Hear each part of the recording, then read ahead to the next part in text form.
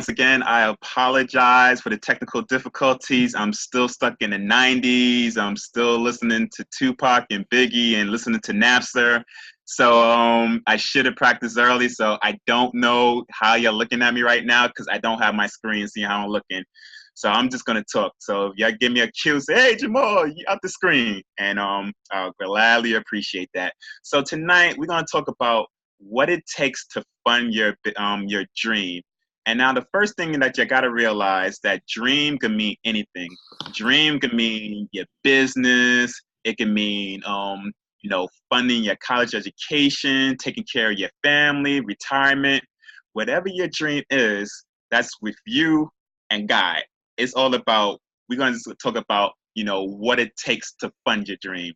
So don't think about dream like, oh, I don't want to be an entrepreneur, but I got other dreams.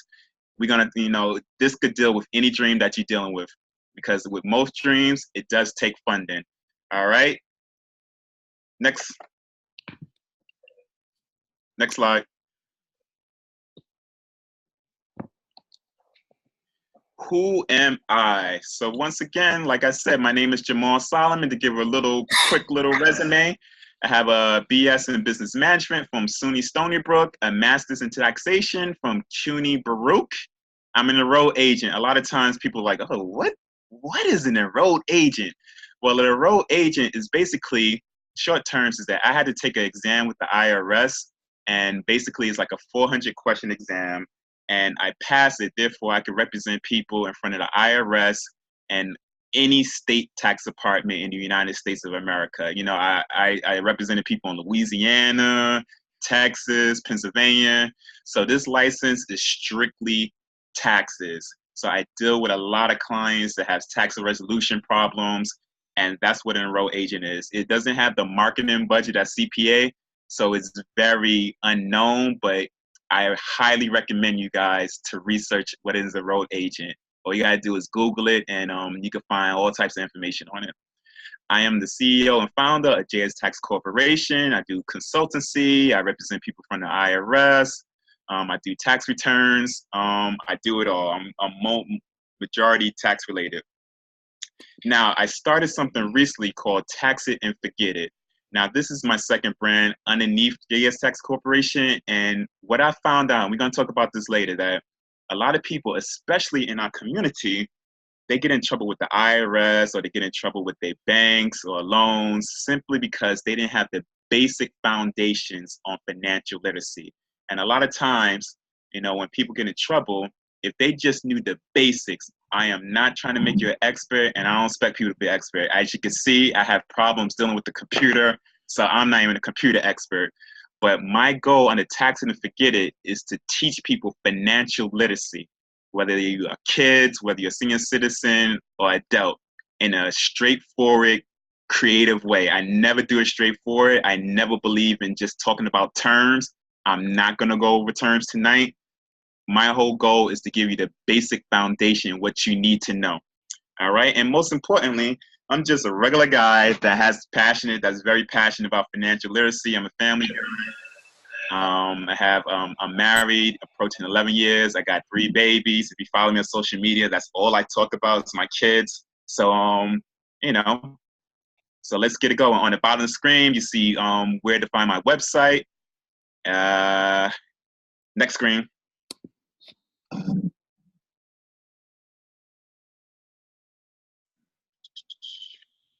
Now with social media, I like to share stuff in straight, simple ways. So I share a lot of tips, but it's not long tips. It's tips to go straight to the point, because like I said, I'm very passionate about financial literacy. So even after this, if you ever want to keep focus or learn new stuff about, financial stuff, follow Tax It and Forget It, because almost every day, sometimes I do videos, sometimes I do posts.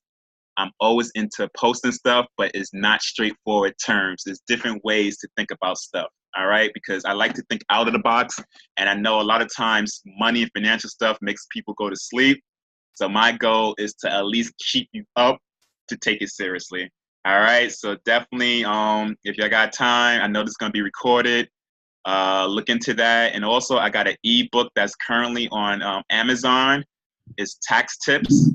And what the crazy thing about it, it's a funny comedy story. And within this comedy story about this guy and he's marrying his wife, it has a whole bunch of tax tips on it. So basically, that's on ebooks, and it's not what you expect in a tax book. It's a very funny book telling tips through a funny story. All right, next screen. All right, so the most important thing that I want you guys to realize today in this presentation that I'm going to be talking from 2 point of views. All right, so one is my life as an entrepreneur. You know, just by saying I'm an entrepreneur is, you have to think about funding your dreams, and that's what I've been doing for the past 5 years or so. I started with nothing, money wise, and we're going to talk about some of my issues and the challenges that it takes and stuff like that. So, the first point of view that we're going to go over that you have to realize is my life as an entrepreneur and an accountant and stuff like that. Now, the second point of view that we probably going to talk about also within these slides is my experience dealing with clients that found themselves in huge tax debt. Now, let's go even further. I got clients that's in student loan debt, that's in mortgage debt. Debt is debt. And the one thing I learned about, because I represented over 100 individual and small business clients, there's a common theme amongst each other. There used to be a time 3 or 4 years ago that I used to just teach terms to people and hope that if you learn these financial terms and stuff like that, that would save you. But the main thing I learned about my experience is that it's a mentality thing. I could teach you all the terms in the world, but if you're not mentally ready for it, it doesn't matter. And it doesn't matter if you're a male, a female, if you got a doctorate or a master's or a GED. I know people that made over 300,000. I know people that made less than 10,000. That's in, major financial problems. I know people that they are just extremely smart. They doctors, they lawyers. They don't know what to do with money. And it's not because they're not smart enough to Google, what's a 401k or anything like that. The problem is the mentality. So tonight, I'm going to talk about the mentality. I'm not going over terms because everybody that's looking at this, everybody that's viewing this, I'm pretty sure is very smart, in their own right. So you could easily Google terms, but I want to go over the hard stuff. We're going to hit the hard stuff and mentalities. All right. So the first one. All right. So the next slide. So in my experience on both ends as an entrepreneur and also dealing with a lot of people with money problems and problems funding their dreams, there's 4 mental factors into funding your dream.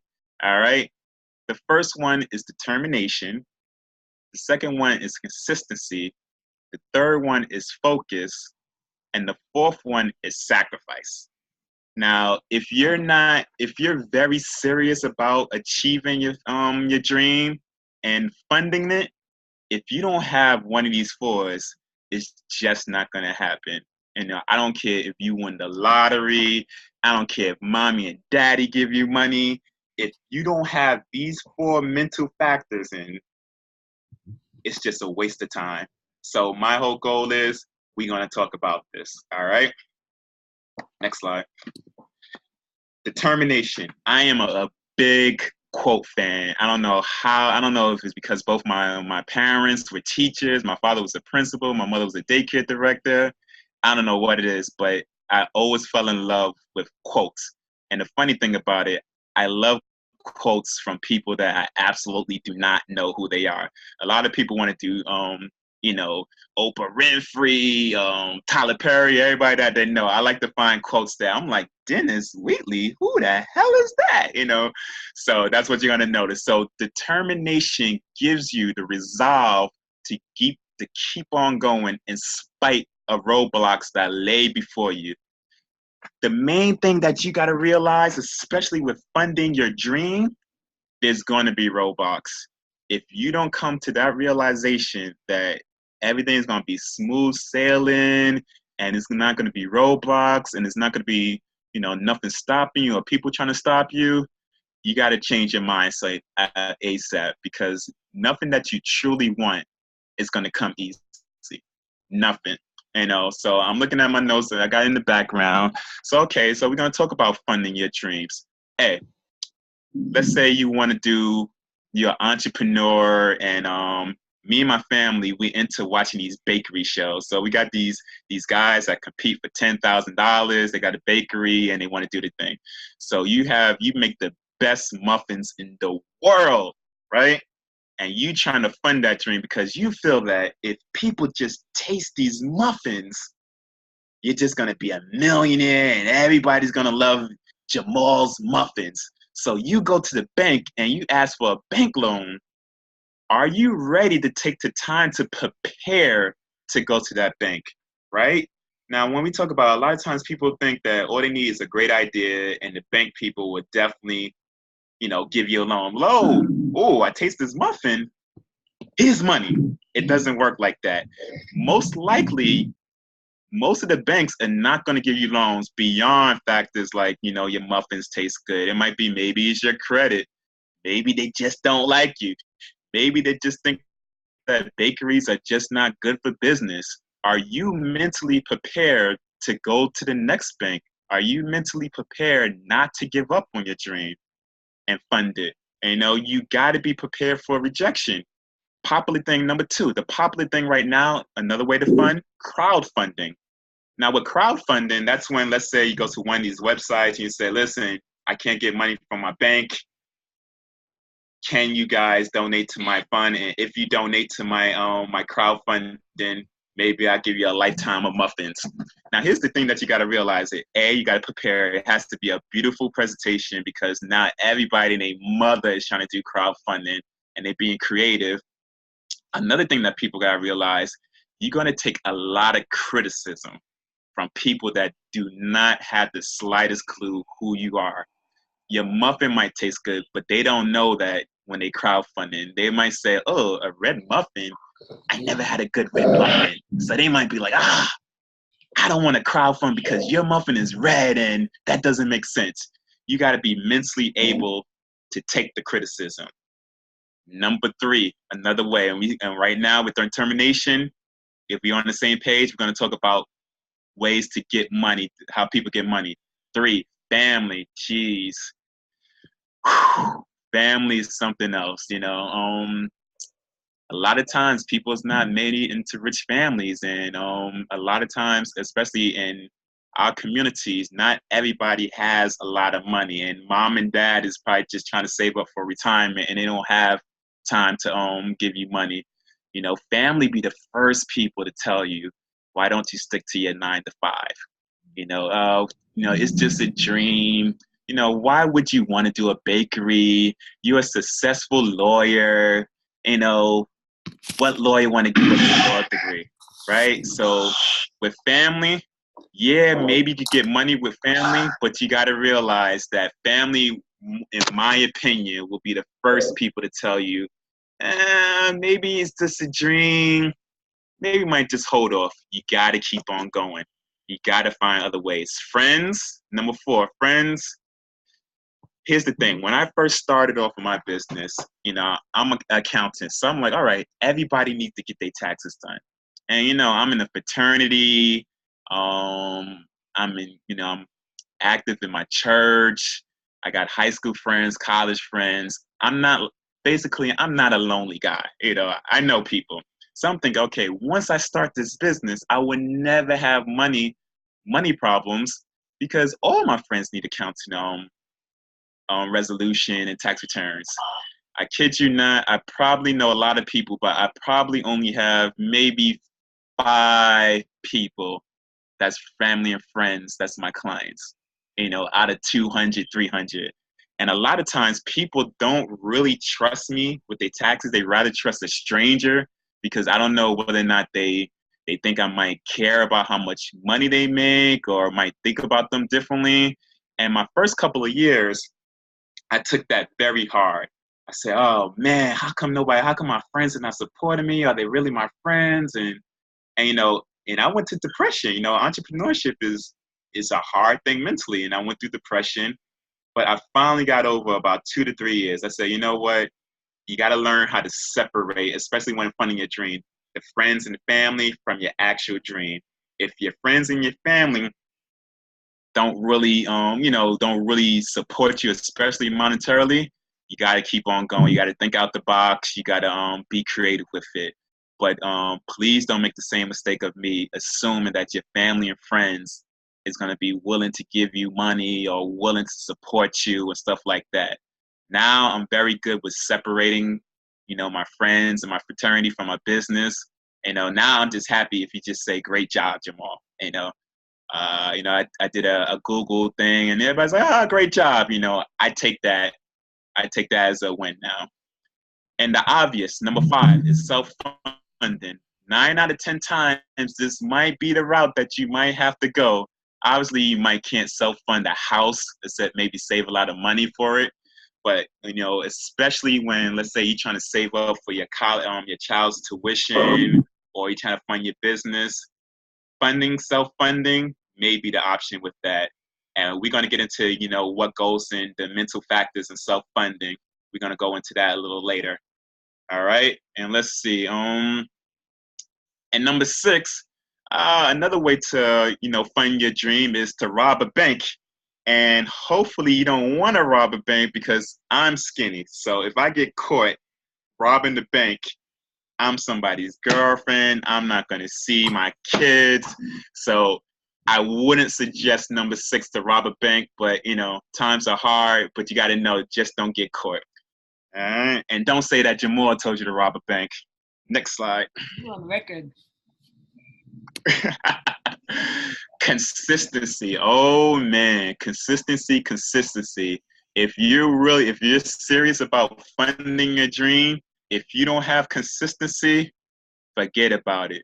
Now the quote, and I don't know who is Ron, but I like Ron quote, but change must always be balanced with some degree of consistency. See, some people that may be viewing this, there's going to be a lot of change that's going to have to happen. You may be in a position that, you may be an employee, you may be living check by check.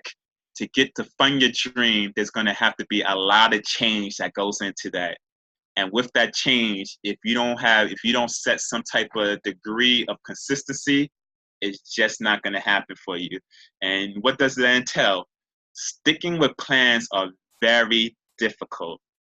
There've been a lot of times I'm one of those idea guys. I have like 1,000,001 ideas, and sometimes that hurt me in my dream of being a successful entrepreneur because I get this idea and then I try to run with it.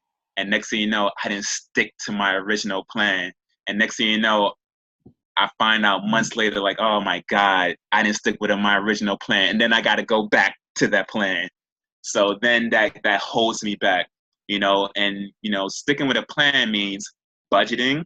You got to come up with a budgeting, a savings plan, and a spending plan. We don't have enough time for that. I'm not going to get into that. But when you talk about budgeting, savings, and spending, you have to be consistent with those 3 things for it to work. If you say, okay, I'm going to set aside $100 a week, it can't be like, oh, it's July, it's turn-up season. Maybe I start this again in November. You can't always assume that time is on your hand because, like I said, life brings emergencies, life brings changes. So you got to keep on going. You must stay the course. It's the only way to work. A lot of times, like I said, I get distracted so much and I just get off the course. Recently, if you follow me, I was into crypto technology, cryptocurrency. And then for some reason, I fell off and stuff like that. So now I'm getting back to cryptocurrency. So you just got to stay the course. And that's also really hard. Are you willing to make adjustments and remain consistent? You got to have that self-talk with yourself. It can't be that you talk to your husband or your mother or stuff. That is a self-talk that you have to have with yourself.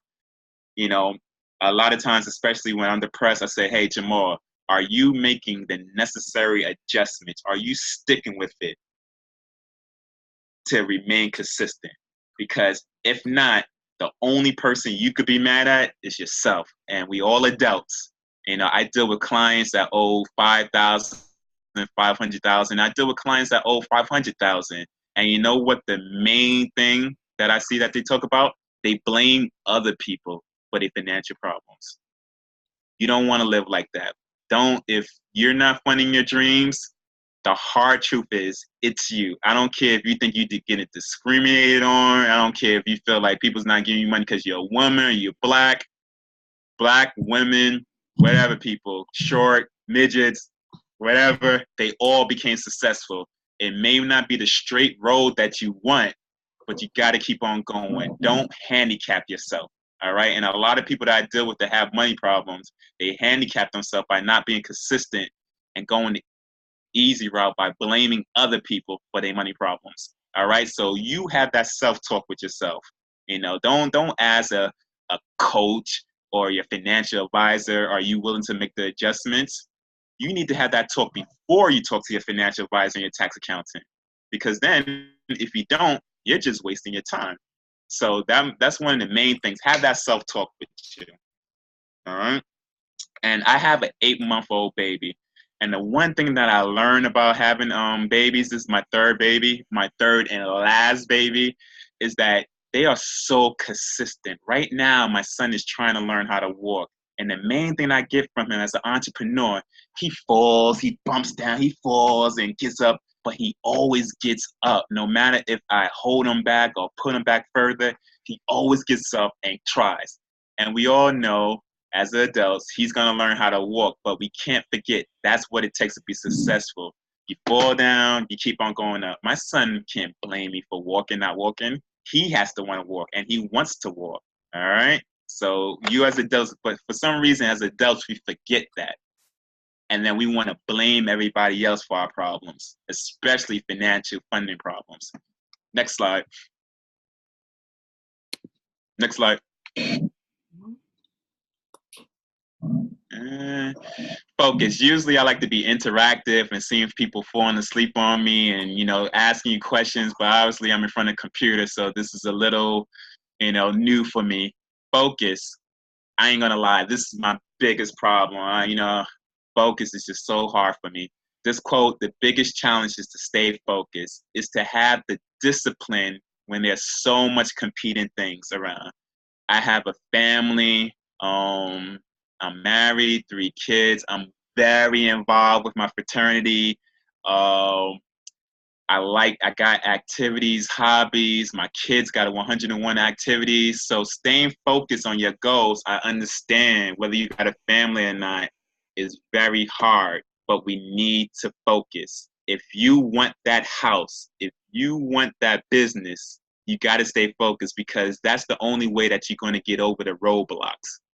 Because once you get kicked up, kicked down, kicked to the ground, the focus is going to get you to come back up and say, you know what? All right, the banks didn't want to give me money. Let me get myself back up. Let me focus on another route. Because a lot of times people, they get knocked down and they don't want to refocus on themselves and say, okay, all right, Jamal, I got knocked down. How are we going to get back up? Let's focus and make this happen. All right. So you got to ask yourself, can you block out distractions? Can you block out social media? Friends, I love my friends, but I'm in all these group chats and all this other stuff. And all my friends are very intelligent. I'm blessed to have very intelligent friends, but we be talking about stuff like Kanye, NFL, stuff that does absolutely nothing to move me forward at all. And next thing you know, you find yourself having an hour conversation about why Kanye West talk about slavery and all this other stuff. And then next thing you know, you could have used that hour to figure out what's your next move. How are you going to get that money? How are you going to stay consistent with your budget? And that's what focus is. You got to learn how to block out distractions. I'm not saying avoid your friends. I'm not saying to your baby to the side and be like, I ain't got time for you. I can't change your diaper. I gotta think about money moves.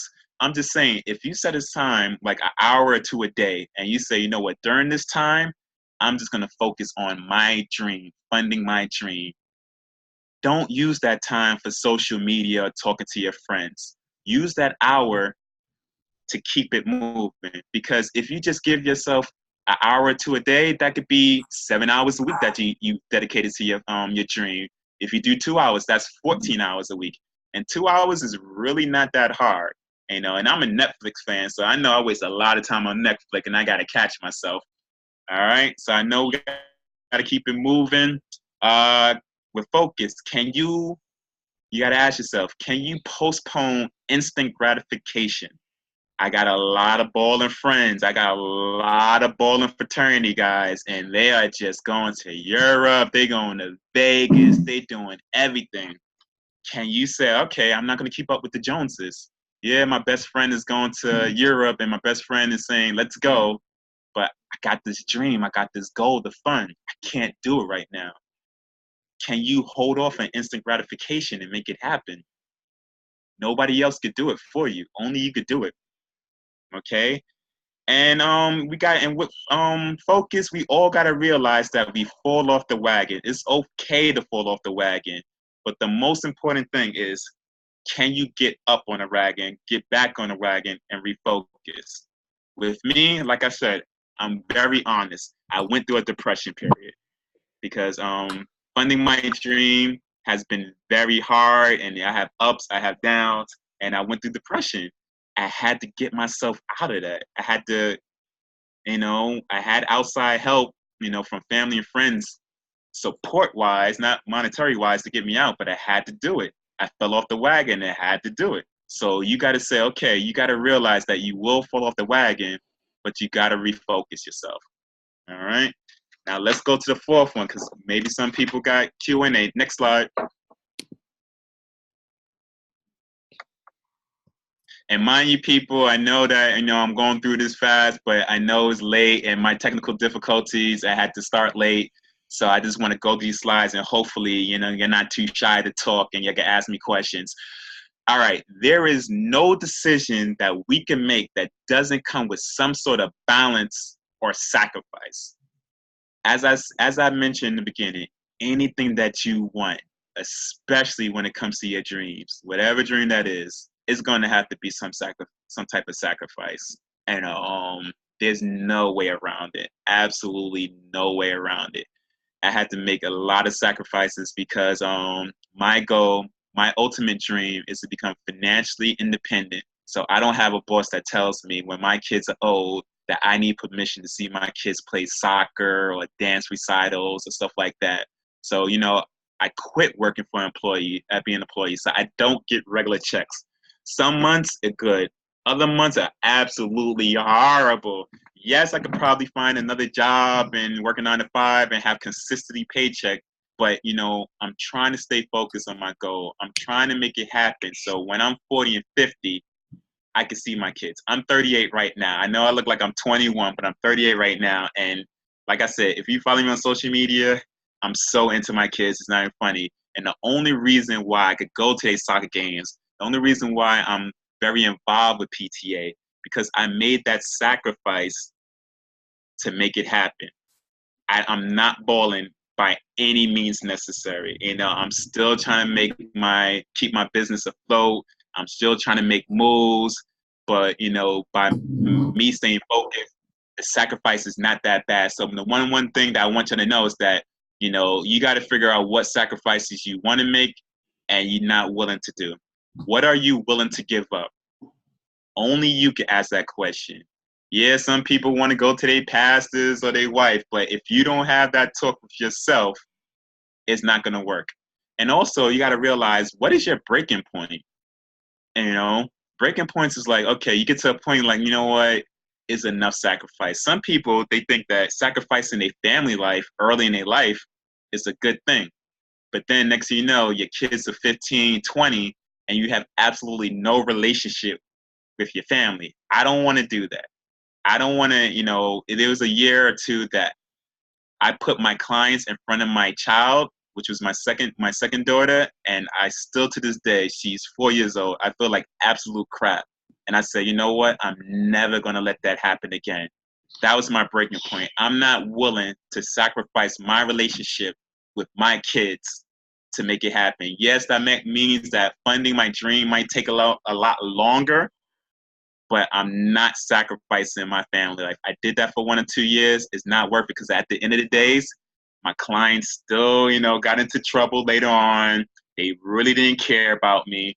But my daughter, hopefully when I'm old and gray, she's going to be there for me. So I got to put her priority. So find your breaking point. Maybe your breaking point is not family. Maybe you're like, oh, I don't want a family. That's all good. You can live the single life, It's all good. Sacrifice. When you want to get sacrificed, can you get used to saying no? No, I can't go out to the club to you tonight. No, I can't go on that trip with you. No, I can't, donate money to your cause. No, I can't go to that event that you want me to go. That's $300 a ticket. Get used to no. I used to be a little ashamed, always telling people no, but at the end of the day, my goals, my dreams come first. And if you can't realize that, you're really not my friend to begin with. If you can't realize that right now, I don't have the money to go to your $300 gala, $150 gala, then are we really friends? If it just all it takes is that. And finally, before we get into Q&A, what is your why? Why are you doing what you're doing? If you could just find out what is your why, all this other stuff that I talked, the sacrifice, the determination, the consistency, it'll be a lot easier. Right now on my phone, as I say, my why is my children. I want to be in their life. I want when I die, whether it's tomorrow or 80 years old, I want to say, you know what, Dad wasn't perfect, but he was in my life and he did his best. If I go to heaven and that's what they say about me, I'm happy. So you got to know your why.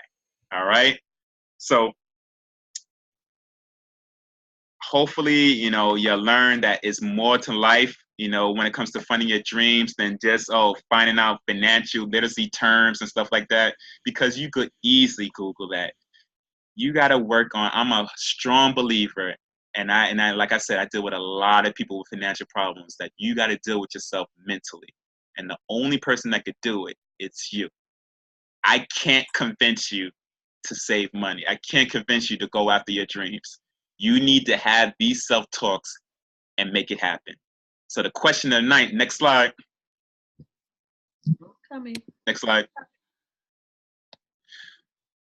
So the question of the night that you should, like, when you say, oh my God, oh, what happened? Oh, I'm sorry, that was me. Ooh, what did I do? Wait. Those 4 things, and you willing to do what it takes, then you're gonna be that 5%, that 20% that's actually able to fund your dreams.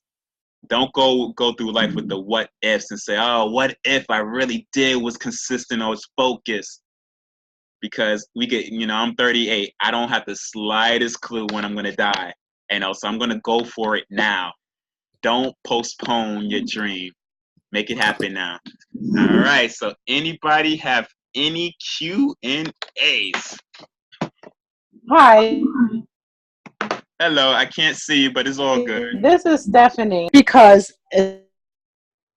you don't need to see me right now. But I really don't have a question. I really just wanted to tell you that this just came in, like this presentation came in at a great time. I started my company. Can you hear me? I hear you now. Yeah, we can hear you. Yeah, can you hear me? Yes. Okay. This presentation came in at a great time. I started my company some time ago, and it has been on hiatus about 3 times. And lately I've been very dissatisfied in my current work right now, and I've been sitting around thinking about what is it that I want to do, because I'm in healthcare. And healthcare is changing all the time. So I have developed my company about 3 or 4 different times. And so at this juncture, I'm looking to do something a little bit different, and I'm at a crossroads, and I'm definitely going to continue with my company. But I have done all the three things, all the four things that you've mentioned. I've done those, but I have not stayed the course. So the unfocused is when I get into my jams, and I'm like, oh my God, I have no money. I got to do something. Your question, is it that you thinking too big, or are you trying to do it all at once, or are you're not doing little small steps? Because a lot of times we get overwhelmed because we want everything now. I want to leave my job now and become big. Are you doing the small steps? That's the growing pain. So I am doing the small steps. In the beginning, I started out big, and then it just kind of gets smaller and smaller, as well as the change in healthcare too. So it's a compilation of both. But now I'm looking at just one thing to focus on, and something that's going to be fruitful with money monetarily. So let me tell you, share something real quick with you. I always believe that God gave me a vision to, motivate people, talk to people, but I used to always be scared to do it. And the only reason why I Mm-hmm. did it is because that was the source of my depression. Because I felt so Okay. bad that I wasn't doing the small steps to go after it. And every day, I'm not lying, every day I woke up with a headache for like two years, because I always have these intense nightmares. Wow. And nightmares is basically me getting chased and not going after it. And it got to the point that I Mm-hmm. almost seeked help, because that's how extreme it was. But the moment that I say, you know what, I don't care about failure, I'm going to take the baby steps to make it happen. Mm-hmm. My world changed. Last week I spoke at Google's office, right? I had the opportunity to speak in Google. Mm-hmm. I never thought that was going to happen so fast. I knew it was going to happen. I had a vision going to happen Mm-hmm. soon. And this all happened Right. 2 years of this, and me saying I'm going to do it. And 2 years ago, Mm-hmm. I did a function that only my parents showed up. All right. So Mm-hmm. for it to get 2 years now that I went after it by, doing the baby steps, not worrying about what my family and friends are saying, God blessed me by having the opportunity to talk to Google when I spoke in front of 250 people. But 2 years ago, when I was like, oh Wow. man, this is horrible, nobody showed up, only my mom and dad are here, I had to stay the Mm-hmm. course. So take the baby steps. Don't kick yourself because you're saying, oh, I had to stop it 2 or 3 times. Trust me, that's normal. All these people that you see successful, they went through the same stuff. Amazon, he's like a zillionaire. If you see his story, you know, he was getting his butt kicked at once. He had to, start in his little office, hole in the wall office. And that's how Oh, okay. you know, all those major stories, they Okay. started very small. So don't kick yourself. Just take baby steps. One I great. think a very good Uh, advice. I'm sorry. I'm sorry. I just wanted to mention a great book. Malcolm. It's Outliers. I'm trying to get the author. Okay. Yes, I have that. Okay, yeah, and if you have the I, opportunity I have that to look book. Mm-hmm. Outliers, it talks about the difference between those that are doing mediocrity versus those that's going to take the extra 10,000 steps to get to where they got to go. And he talks about Mm-hmm. how, if you look at the story of what's that billionaire, Bill Gates, how he used to Hmm. like stay up till 3 o'clock in the morning to work on his product. He used to ride his bike up to 10 miles away to go to campus to be able to get access to resource to utilize the computer. So that book is actually really good to look at, to actually as a motivator to look at funding your dreams. So Michelle. Mm-hmm. Because a lot of people think Mm-hmm. it's going to happen like tomorrow. It's not going to happen tomorrow. Oh no, it doesn't happen that quickly at all. Anybody else? Oh, we got shy people. All right. So for me, I started this company called Sowing Seeds. Okay. And I started Sowing Seed October 10th, 2010. And the purpose of Sowing Seed is to actually help raise money to educate, to help women, to empower women. I started in Haiti, where I sent 10 kids to school. And I started in Kenya. I Beautiful. sent 2 girls to school. The goal is to send them to school all the way up to universities, right? And so I'm also looking at women in the U.S. If your goal is to, and my quote is, if your goal is to go to Mount Everest, if your goal is to climb Mount Everest, I could buy you the shoes. But I sort of panicked. I panic about the whole dream, the whole concept, because I keep having this vision where it's going to be so big, where I see myself speaking a large group of people about how to empower women, and that and I said 2010, and got the revelation in 2012, the plan of how to do this, and actually literally panic and stop. It isn't until recently, like this year, the webinar. So that's the purpose of the webinars. The purpose is like, okay, how can I, while I'm still in my shell, trying not to panic or not to be shy, help women to see that there are things they could do. What is your vision? First of all, we had a vision board party, a virtual vision board party. And then in that vision, what is it that you want to do? And then I had another speaker that came last month to talk about how do you brand yourself? How do you put yourself out there? And are you living your, like, since you talk about the Bible said out of the heart, the mouth speak. When you speak to people about your brand, do you make them feel good? Do they be like, ugh, I definitely don't want to work with her? So what are those steps that you took? And now I'm looking at, how do you fund your vision? And what does that look like? And in October, we're going to do a women's brunch to get women to come out there and talk and connect with other women. And I'm learning that I don't really have to personally have a personal relationship with you. It could be an acquaintance. You don't even have to be my best friend, but I'm going to invite all women to come together, because the whole concept of empowering women is to basically, it doesn't have to be your family. And the other thing is why I panic so badly is that when I launched off the initial Sowing Seed Friday night meeting, I had one person for over a year and a half. And I was just like, she was like, well, I'm still going to come because we had a lot to say. We read the book Circle Maker, writing 100 dreams, 100 things that you like to do, and do your checklist. We went through how to serve God, how to have a ministry no matter where you are. But I was just like, it's still one person. Like, God, I saw a vision of all these women. What happened? But then I realized that Rome wasn't built in a day, if I could use that. And the other thing is, in order for you to actually get to where you got to go, you got to put on the work. And the last thing I want to say is that T.D. Jakes, I was listening to a story about him. He said that him and his wife used to share a bag of potato chips together as their dinner, while they both use whatever they have to feed their kids. And one person came to him and said, I really want your anointing.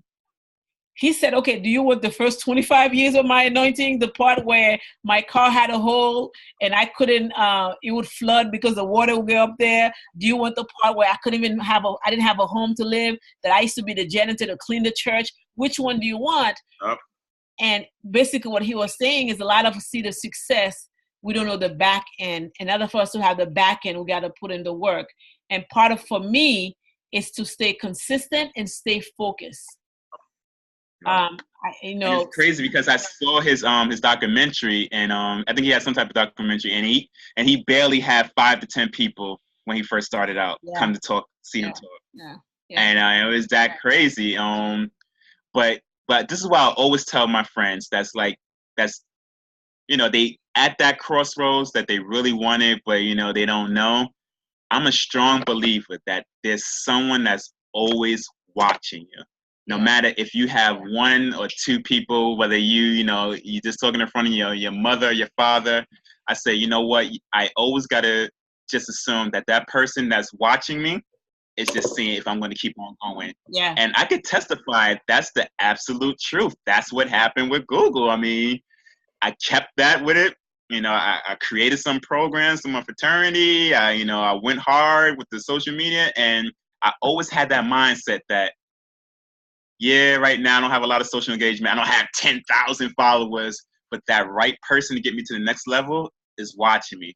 Yeah. And, what I learned is people just don't want to help you. You know, because a lot of times people help you, and I've done this. You know, people ask me for help, and I try to help them, and then they don't follow through. So by the time you become my age, 38, 40, they're like, you know, people want you to prove yourself first before they help you. If you don't prove yourself, then they don't want to help you. So that's how, you know, when people, they go after their dreams, you'd be like, wow, why is this person, how they connecting with this and that in person? Because people been watching them, and they know that if they help them, they're going to move forward. Like, for example, one of the main reasons why I accepted this, you know, to talk, I know, you know, it's not a big follow or anything like that, but I did do some research on you, and I said, oh, she really does follow through. I think I saw the Haiti stuff and the Africa stuff that you did, and I think I looked at your LinkedIn and stuff like that, because I'm like, oh man, 8:30, ugh. But then I saw like, okay, she's doing what she says she's gonna do. She's just not talking about it. The Sow Seeds, I feel comfortable telling people about your organization, and that's what made me want to like share your stuff or even talk. Because yeah, you're not, you know, as big as you want right now, but I see that you're a person of your word and you're going for it. So once you're that, it's going to eventually happen. But I can't stand people that want you to do something, and then you look at what they did in the past or what they do in present, and then not saying what they're doing.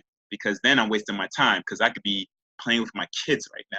Yeah. But we all have similar purposes. Maybe my purpose is not really just for women, but you know, we all on that same path, and we got to help each other. Absolutely. Any other questions? Any comments? I wanted to share something else as you guys were talking. This is Stephanie again. In 2014, I published a textbook, and it is now 2018. The same publisher reached out to me a few months ago to make a second edition. And sometimes when we're down on ourselves and we don't think that we're doing anything, like you said, someone's always watching. I got an opportunity. A university wants to utilize my book, and so I had to expand it out, and I really should have been finished already. But of course, as usual, me and my procrastinating self, I got 3/4 of the book done. And I think because I got 3/4, I'm just skating now. Now I got to hurry up and finish the other quarter. And it's not really all that hard. But, you know, my thing is, like, you know, people are watching you. You don't realize it. And I think that we're our hardest critic. And so sometimes I feel like I'm not doing enough, or I'm not doing what I need to be doing. But when you see that when someone finally comes to you and say, hey, you're doing a great job, that makes me feel good and kind of makes me step up my game. But most of the time, I'm my worst critic, so I don't even think that I'm doing what I'm supposed to be doing.